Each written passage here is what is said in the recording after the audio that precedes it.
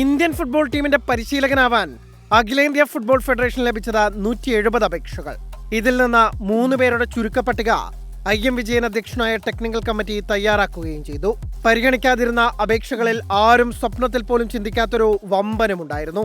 സ്പെയിന്റെയും ബാഴ്സലോണയുടെയും ഇതിഹാസ താരം Xavi Hernandez. Indian മുൻ ഗോൾ കീപ്പറും ദേശീയ ടീമിന്റെ ഡയറക്ടറുമായ സുബ്രത പോളിന്റെയാണ് ഞെട്ടിക്കുന്ന വെളിപ്പെടുത്തൽ.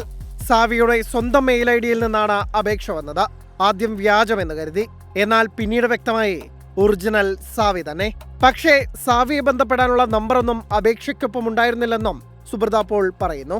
സാവി അപേക്ഷിച്ചിരുന്നതായി സ്ഥിരീകരിച്ച ടെക്നിക്കൽ കമ്മിറ്റി അംഗം എന്നാൽ സൂപ്പർ പരിശീലകൻ ആവശ്യപ്പെട്ട തുക ഇന്ത്യൻ ഫുട്ബോളിന് താങ്ങാനാവുന്നതിലും അപ്പുറമായിരുന്നു എന്നാണ് പറയുന്നത്.